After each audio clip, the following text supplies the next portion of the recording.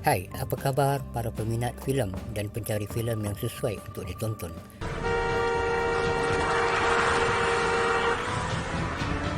Kali ini saya akan membawa jalur cerita sebuah filem action horror Korea tentang zombie yang bertajuk Peninsula, yang bermaksud Semenanjung, iaitu Semenanjung Korea. Tentu anda tahu tentang filem zombie iaitu Train to Busan. Nah, filem Peninsula ini adalah sebuah sequel filem Train to Busan. Filem ini diterbitkan pada tahun 2020, berdurasi 1 jam 50 minit. Premis filem ini mengisahkan tentang seorang bekas askar Korea yang kini menjadi pelarian di Hong Kong, diupah untuk mendapatkan semula wang $20 juta di Korea Selatan, iaitu negara yang telah pun lumpuh disekat kuarantin antarabangsa kerana virus zombie yang menular. 3 watak utama dalam filem ini adalah Kapten Jung Seok, Chul Ming dan Min Jung.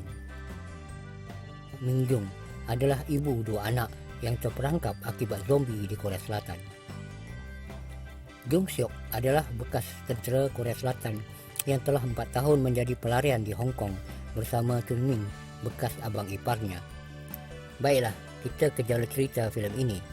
Alur cerita filem ini dimulai dengan flashback 4 tahun lalu di mana Kapten Jung Seok, seorang tentera, sedang memandu kereta dalam misinya membawa keluar kakaknya bersama anak dan suami menuju ke pelabuhan bagi menaiki kapal ke Jepun untuk lari daripada wabak zombie yang tidak lagi terkawal di Korea. Di pertengahan jalan, sepasang suami isteri dengan anaknya mahu menumpang kereta mereka, namun Kapten Jung Seok enggan memberikan bantuan.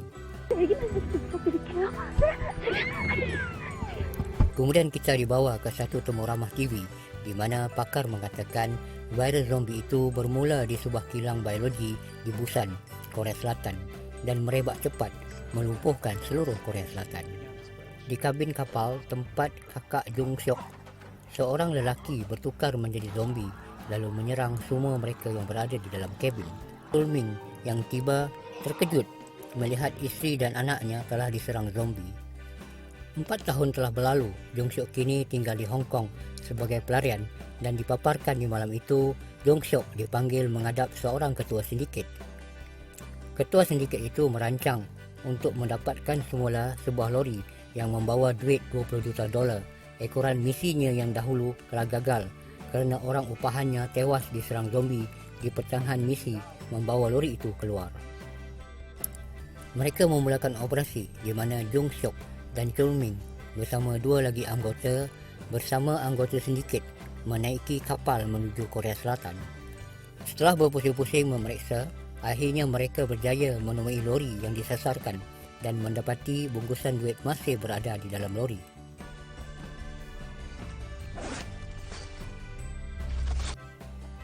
Namun Chul Ming tertekan horn lori kerana terkejut dengan zombie di tempat duduk lori yang tiba-tiba menyerang, menyebabkan zombie-zombie lain terjaga dan menyerang mereka.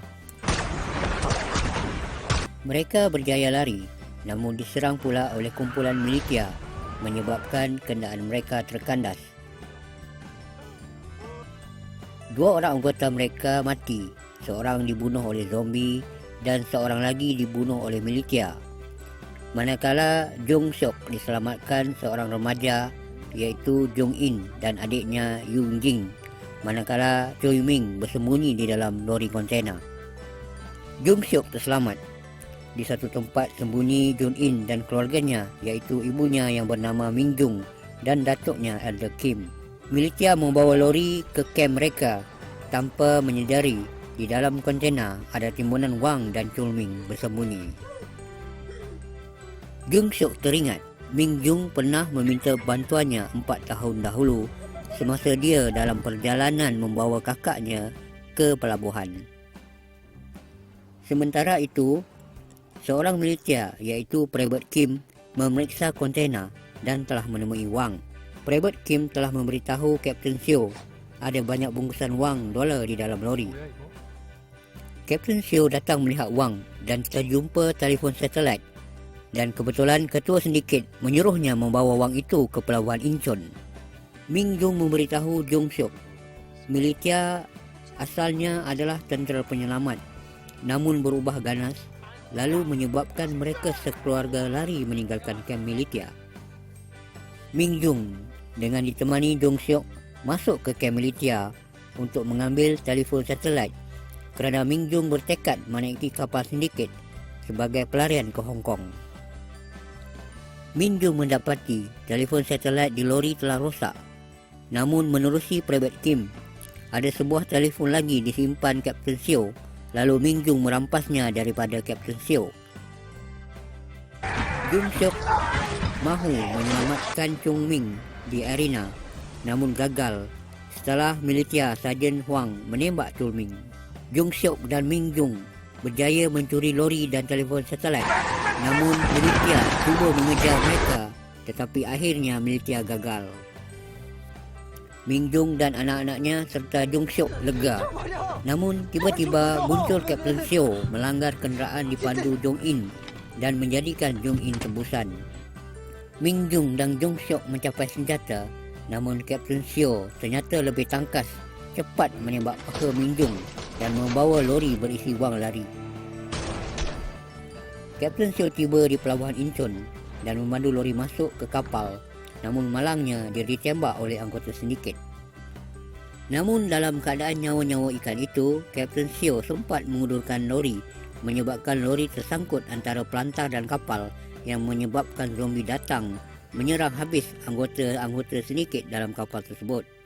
Sementara itu, Elder Kim yang ditembak oleh Kapten Seo nazak lalu meninggal dunia. Tiba-tiba mereka melihat helikopter tentera United Nations melintas di udara. Lalu mereka segera memberikan syarat untuk turun menyelamatkan mereka. Dalam menuju tempat helikopter mendarat, mereka dikejar zombie dan Ming Jung yang cedera ditembak di paha akhirnya terkandas dalam sebuah lori. Cerita pun berakhir di mana Ming Jung mahu membunuh diri kerana tidak mahu anak-anaknya berpatah balik.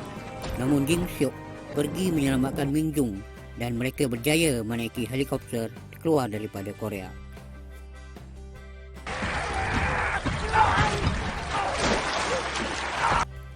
Apakah reaksi anda tentang filem ini?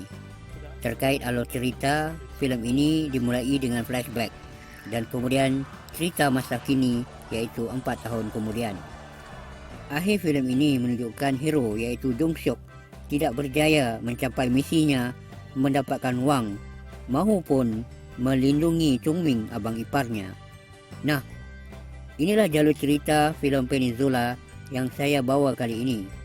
Semoga tayangan tadi dapat memberikan anda hiburan dan maklumat. Anda boleh subscribe channel saya ini untuk mendapatkan notifikasi jalur cerita filem-filem lain yang akan saya bawa nanti. Terima kasih kerana menonton. Bye-bye.